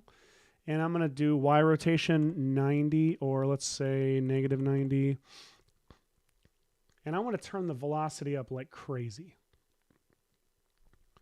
And if I turn on motion blur, you can see that's moving. That stuff's moving a lot, moving really fast. The particles, a couple things. One, I want to go to the particle type. I want to go to air resistance. I'm going to turn it to like 0.1, so it keeps flying and stops. It doesn't stop anymore in midair. I'm also then going to go, I believe I wanted to go to environment. I'm going to turn gravity up to like 500. So it starts to fall. And I'm going to turn up turbulence. And you can't really tell what the turbulence is doing unless you turn motion blur on. So like let me turn up the size of the particles in case you can't see them right now. But like, if I set effect position to 0, there is weirdly some like, you know why that is? That's because my motion, my direction spread and random velocity is at 0. So like if I direction spread set to 0, you can see they're just coming out straight. But if I turn up the position effect, they'll start to kind of fly about, especially if I turn scale down or up. I can't remember. There we go. You start to see there's much more chaos happening here, right? That's fun. Yeah, chaos.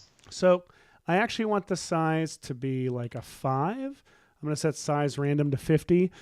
Maybe I'll set size to like 7 just so you guys can see it on the feed. And now here's the thing. I could go in. There's great great water drop sprites that I could use here, because this is what I'm doing is making this like spit. So I could apply this water drop and it looks good, but the thing is they are moving so well. Something weird happened when I did that, but they're moving like so fast. They don't need to look like that really. They just need to look like little dots flying about. So I'm going to keep it, and plus it takes a little longer to render when it's a sprite. So I'm going to keep them as spheres. I think this is good. One more thing actually that I want to do is turn the life down to like 1 second. Maybe even turn down the life. Maybe even shorter, half a second. So then it's just blah, blah, blah. Life random turn to 50 maybe. Are you going to want to like scale them down or opacity them down so they don't just pop out, or? That's not a bad idea. What's your plan? So if I size them down to with a linear slope, in which case I'll probably want to make their life go a whole second. So in case you can't see that, let's set the size to maybe 8. Can you guys see this? See these at all? Yeah. I can. Are you in the chat? Can you see them on your end? I'll turn them up. And Lisa, no, Seth is not running the same video card. Seth is on an older Mac. Yeah. What video card do you have in yours? Is it an M chip? It's the M1 Pro or M1's, whatever it's called. Hang on. I don't know what private information it shows when I go look at this. So hang on. I'm on the M1 Max. There you go. 2021 M1 Max. Nice. So I've got this. This is good. I'm going to hit apply. And now I'm on the first frame here. And again, this is just one frame we're rendering. So I am going to go ahead and just, because I want us to see the motion, I'm going to set it to 5 seconds. It was at 30, but we can't see any particles because on the first frame, there are no particles unless you go to global controls and turn pre-run up seconds. And you can basically say, I would like to pre-run these particles a certain number of seconds. I'm going to say 2 seconds. So now there's particles, right? And if I hit play, this is all right. And we're done. Blah. Master time and space. Yes. So I need that snow layer back in there now. I'm going to turn. Yeah, you're right. So I'm going to rotate these particles back. And this is where it's always confusing to me to know. Let me actually go down to rendering and turn motion blur. Instead of comp settings, I'm going to set it to on. But I always have trouble when I'm rotating on the Y rotation, like knowing whether the particles are coming toward camera or whether they're going away from camera. There's a couple of easy ways to make that better for you. Oh, I know. But in this case, I can actually see now they're coming toward camera. That said, they feel really close. And I'm going to push them a little further back. I don't actually need to do that. What I need to do is just... again, if we had an external compositing tag, we would have them in proper exact 3D space. Yeah, if we had planned for that. I don't need them in exact 3D space right here. So I'm going to put this here. I'm going to make the sphere size maybe more like 200 rather than 500. That's a little too projectile vomity. Maybe set it to 300. I'm going to turn direction spread up to like 20 actually. So they're flying a little more randomly. So if I hit play, you'll see this spit is flying out. I actually think we could turn the velocity up even more. What are we at? Like 1,300? Let's go 2,000. Why not? No, there's no rules against it. Blah. There's nothing in the rule book that says we can't do that. Hey, Mr. Keyframes, that sounds like actually a better question for Ask the Trainer. You can submit your question and they can prepare a decent answer and get it to you. Ask the Trainer's next episode is February 20th. The link for that is in the chat. So this looks fun. It looks subtle enough for me, but I do just if I want to, like I can go into levels and I could turn up the, to where it's like even more visible here. This is big white particles spraying out. And I also can go, let's do a tent and maybe drop part of the mouth in there, but turn up the luminance values. Maybe too red. I maybe would lean it a little more yellow. And of course you can do this all in particular your compositing. Sure. or in your compositing step with yes. super comp. I absolutely could, but I didn't. It's a funny place to do that. I'm going to turn up gravity. What if I do 1,000? So they're not flying as far in there. Yeah, 1,000 is closer to realistic gravity settings, which are around 961, I think. 987. So, and by the way, the size here feels way too big for me, but I'm trying to keep it visible for those at home. Yeah, I can barely see it at that size. So I'm gonna keep it at 5. I'm gonna turn sphere feather down. It's like whenever we demo like Renoiser on a live stream. Oh yeah, it's like no one can tell. So now I'm gonna duplicate this spray layer, and I'm gonna call this. I just say haze. And let me turn off the spray layer. Spider-Man, turn off the spray layer. And then I'm just going to go into this haze layer, and I'm going to say, instead of 100 particles a second, give me 10 particles per second. I'm also going to run here and turn off these levels and tint that I applied earlier. And I'm going to set the particle to cloudlet. Turn the cloudlet feather up to 100. And I'm going to start turning up this size. Pretty giant. Size over life, let me recheck what we had. Yeah, that's fine. Well, no, actually, I want this to be, let's actually reset it. I'd like for it to stay the same size the whole time.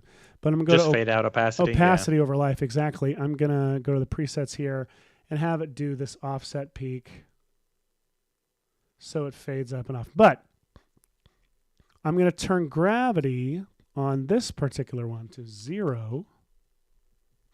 I'm going to set life, because I don't want it to make it this far, to like 0.5.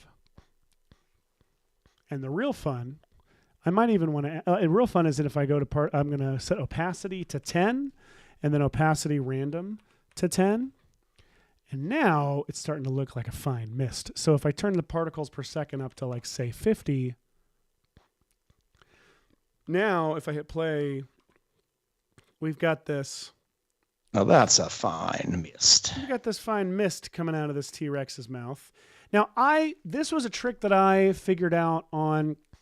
I talked about this before on the show, but on the short film we did for Red Giant called Spy vs. Guy, which came out in like 2013 or something. There are multiple shots where we cut to what's supposed to be, as the caption says, Russia somewhere. But the idea is that this old Cold War missile silo in the middle of like snowy Russia is activated. And we had a stock footage shot that's like a drone shot of some snowy landscape. But I wanted it to be blizzardy and snowy. So I brought in particular, I added, really easy to add snow. But then it still just felt like a bunch of flakes, and it didn't feel like, blizzards feel like they're like hazy, like you can barely see like a very far distance. And so I just duplicated the snow layer, turned down the particle count, turned the particle size up, made it a cloudlet, feathered it up, turned the opacity way down, did exactly what you just saw me do, and then had that mixed with the fine particles, and suddenly I had something way more that looked way more like I know like a blizzard looks like, or snow, or in this case is getting me much closer to like this kind of like saliva and breath mist and spray combination. And again, and if you'd like to see Spy vs. Guy, the link for it is in the chat, so you can catch it after the show is done in 20 minutes. Absolutely. 20 minutes. Woohoo. Okay. In fact, that's a good place to stop. I'm going to take a break real quick, and we'll come back, and I'll start putting some slime in this thing's mouth.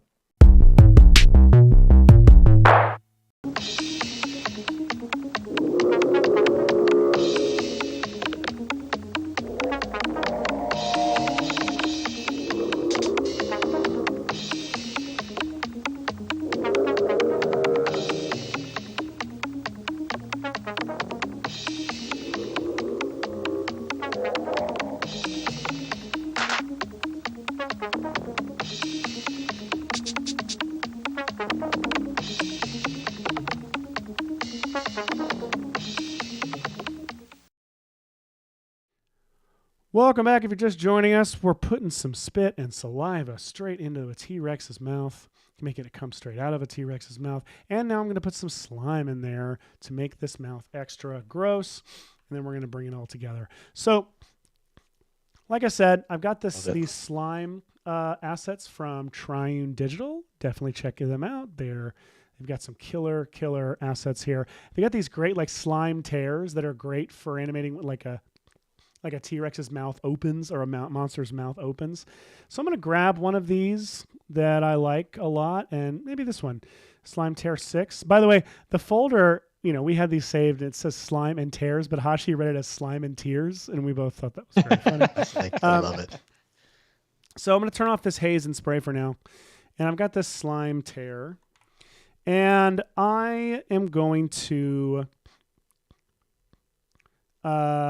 scale this down and get it to where let me set it to be a screen. It's a screen mode. And if I did obviously this already starts to make this look like pretty gross and awesome. It's up to you, your taste level, obviously, of how extreme you want to go with this. Just for the purposes of this kind of tutorial, I'm going to go pretty extreme with it, but I'm going to have it go kind of back here in the dinosaur's mouth, which brings us back to our depth map. So, by the way, I can't remember if it's depth map or mats. It could be either, depending on how you're using it. Yes. So, in this case, it's a map. So this is what it looks like. That you're going to use as a mat. This is what it looks like. I've got levels on here, obviously, that lets me, but I need them to be I need just these teeth and mouth to be the most prominent thing. So you can turn the white levels up and the black levels down and start to get as much really sharp contrast as possible here. And there's all kinds of more nuanced ways to really go about this, but this is kind of my go-to method. You can also add a new levels, even put it before it if you want, and you can turn adjust the gamma on that one, and that really lets you adjust where your depth middle of your scene kind of is.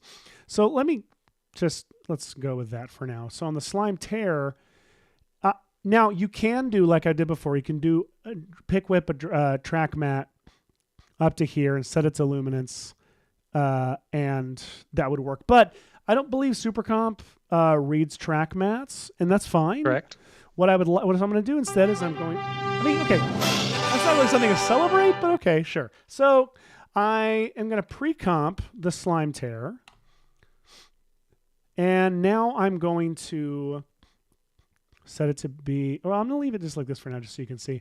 Now I'm going to apply a set matte effect to it. I want you to take matte from layer. I'm going to set it to depth and to effects from masks and luminance. And so now you'll see if I set this Slime Tear to screen blend mode, if I adjust the gamma on this depth map, you'll see it's it is actually putting it in this T-Rex's mouth. I can so now it's being obscured by the foreground stuff like the teeth. And Raphael Gort is wanting you to use curves, and I understand why. But the nice thing about levels is that you can actually see where the color information's at in this case, so it does make it kind of handy. And I do want to take the opportunity, since you brought up curves, to call out Parametric Curve is a new tool. I've been using it a ton from for our giant. map. It's so good for this kind of thing. 100%. Real quick, I'm going to say tint and set it to some pick whipped color. So that blends real nicely into that T-Rex's mouth now all of a sudden. Now it really we've got this disgusting goop and slime in here. And so for all intents and purposes, intensive purposes? I have a hard time with that one too. Yeah. Intents and purposes. Yeah, intense purposes. Intensive purposes. Now, in this case, intent. Because you just applied the tint. You're right. Okay. Tint. Damn it, Michael. Damn it. Walked right. There we go. So So I'm going to apply a set matte filter to the haze and set it to depth, set it to effects and masks, and set it to luminance. An interesting thing is going to happen. This looks funky and weird. Like you've got a lot of haze happening behind him. So like if I turn this off, you'll see, and Spider-Man turn off the slime. I've got like haze coming, like showing up out of his eyes and stuff. So I'm going to duplicate the depth map, depth 2, set the haze to depth 2. And now I'm going to adjust depth 2's settings. Like, I'm not sure. I also probably want to go ahead and set my haze. I can probably get away with it. Would be helpful to actually do a size over. Oh, how is my? Oh, that was weird. Set my size over life to actually start small. It's doing something weird. The UI, but so I think I need to bring the depth forward a little bit. How does that look? It's not bad. No, something's up. Actually, I wonder if I need to...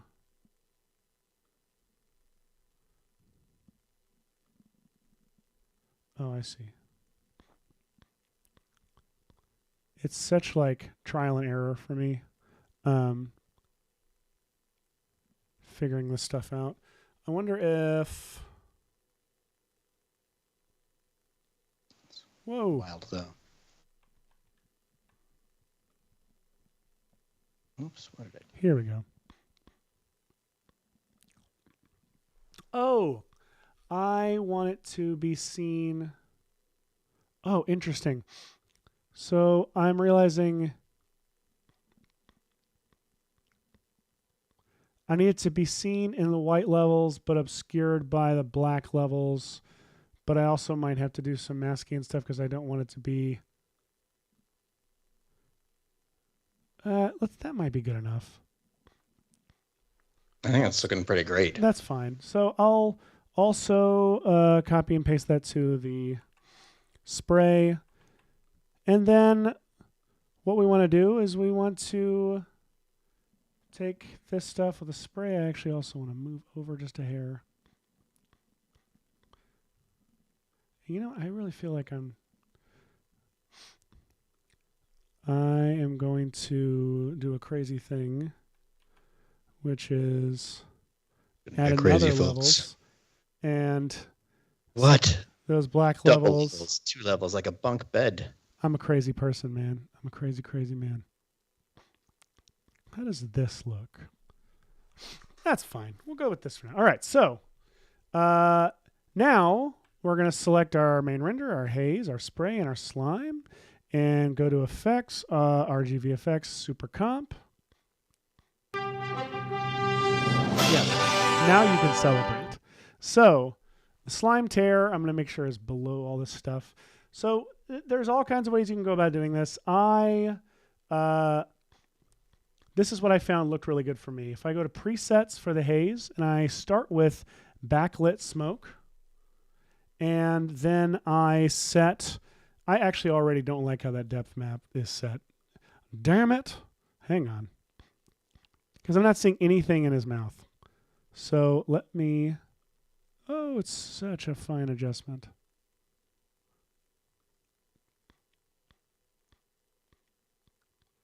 Yeah, why not? Let's say that. So I did the backlit smoke preset, but I'm going to go in and I'm actually going to delete the light wrap. I'm going to delete the diffusion.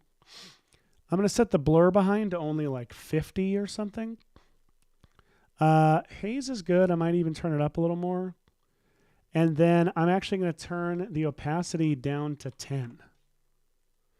And it's very freaking subtle, and it's supposed to be. So if I turn off the layer, turn the layer back on, when it's in motion, you see it. So like if I go back to the Spinosaurus breakdown, like you notice it when it's in motion because it's just this little extra haze. It's very, very subtle and barely readable. The spray... I wanted to say like a something book. I couldn't think of something. Nice. The spray is showing up so like hardcore here. I'm actually going to go and turn off this levels that I applied and turn the size. Actually, I'll keep the levels on, but I'm going to turn the size of the particle down to like 2 and maybe even 1. Like I really don't need it to, well, I'll keep it at 2 for you guys. But I'm going to, what did I do for the spray? I think I really just applied a haze and turned it up until it started to disappear. It was just very, very, very subtle.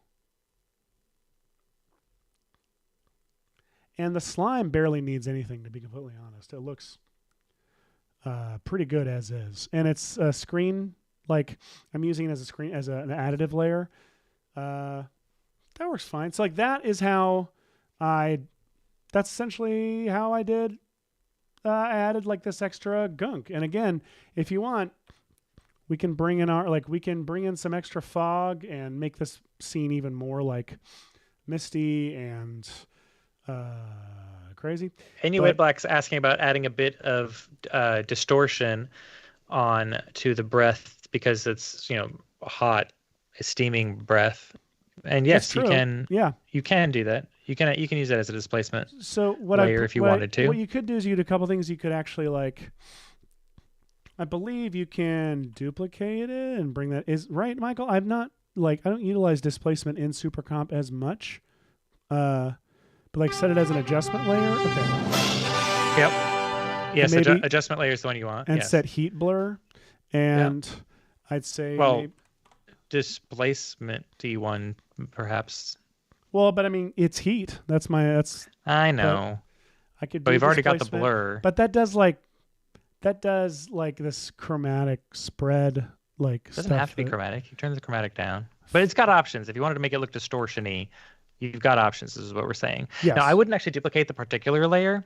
I would just put a solid in there with CC Composite and just grab the particular layer with that. That way you only have to change it. If you're changing settings, you only have to change it in the one spot. That's smart. So just in case people were wondering what Michael's talking about, add a solid. We're going to say this is our displace layer.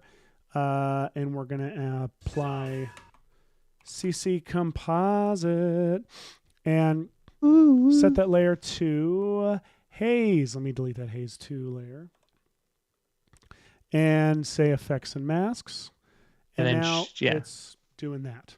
So if I turn that off or if I just go into super and add it underneath the haze and I set it to be an adjustment layer and do displacement that way and turn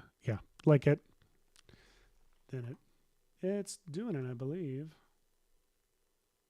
It's a lot to render frame by frame on this one, but I mean, I like the heat blur and turning it down and messing with it. But you can see anyway, that's a lot of fun stuff you can do. Hashi, we've got 7 minutes. Are you able to speed run what you were doing in 7 minutes? You made something really cool and didn't get any time to do it. I'm so sorry. That's okay. Yeah, let's do this in 7 minutes. So I'm using our other awesome program, ZBrush, which many of you know and love. We were new to ZBrush about 1 year ago, and I actually feel kind of proud of this. There's a cool shot in the trailer of this thing that what did I end up calling it? I'm calling it the Tyrannomorph, which is the big old mutant dinosaur. I did this in 1 hour before the show. Golly. So we did. Looks a little bit like a Ninja Turtle, a little bit like a Xenomorph, a little bit like a T-Rex. I'm gonna even and a dolphin. Speed up through this, and a dolphin, like those beluga whale dolphin things. So and a little bit like Godzilla. And it looks like the Godzilla from it's the Roland Emmerich Godzilla. Mm-hmm. So I went back.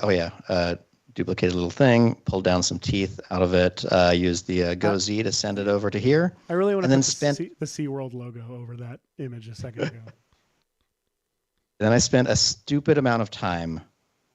I lost my whole morning to this. So, he's Z-remeshed, so he's got nice topology, but I spent all this time adding these seams, because if you make line selections like this, when you finally split, if you go to your UV settings and say,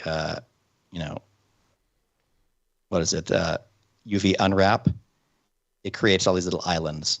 But then, I don't think the clock shows on this, but this is like literally, I'm running up to the show, trying to place and do all these things just to optimize a texture on it. I don't know why. It's sort of the stupidest throwaway thing. You're barely going to be able to see it. But anyway, you get it. I got it to this point, and then I started painting it up in ZBrush, which was kind of fun. And the whole reason was because I wanted to put it into a scene like this. Woo! Look at that. So cool. Let me see if I can find the reference that you're referring to. Let's see. So I would need this light to lean. It's like this is the shot he's referencing. There's actually another one too. There's a. Oh, there is. Let me see if I can. Let's see, where did I have it saved? It's in our elements. Still, it's one of these. Let's see. There it is. Ah. So fun. Some crazy stuff. I just did all the same things that we were doing on that other shot. It absolutely is the Rancor. It's totally a Rancor. So I've added, let's see. Let me turn off most of the stuff for a second, and then switch back to turn off the IPR there for a moment. So here's what we've got. We've got this guy with this sort of predatory texture. The way that I did that was let me see if I can find a paint me file. Okay. So in standard mode in Cinema, you can add a texture and then go to this super old paint interface where you can just take an object like this, and I think I colored it the light color initially, and then went to grab my 3D paint. And you have to be on the right. You have to have the object selected, and you have to have the material selected, and then basically you can do this. You can draw on character. It's kind of fun. You just signed this elegant signature.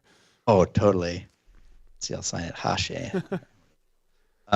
So basically, you can do this, and my favorite thing on all of this here. Let me show you. So I know we're very short on time, but let me go to where's the fill? Oh, here. Let me just fill the whole layer with this color. Whoops, I think I might have. Whoops, not fill bitmap. I meant fill layer. There we go. And picked a bad color, whatever. I'll just do this with black and white for quick purposes. Where are all my color selector thingies? Okay, I'll make this some kind of dark brown color. You can draw on it. You can go to your brush size, make it bigger and featherier, and then sort of go nice and just do a quick I'll make little stripes, and I'll make sure that the skin is sort of this. There are better ways to do this, but this is the Hashi way to do it. Paint all this stuff up, and then here's my trick for a quick reference. It's like you just paint everything like this, and then you go to the smear tool.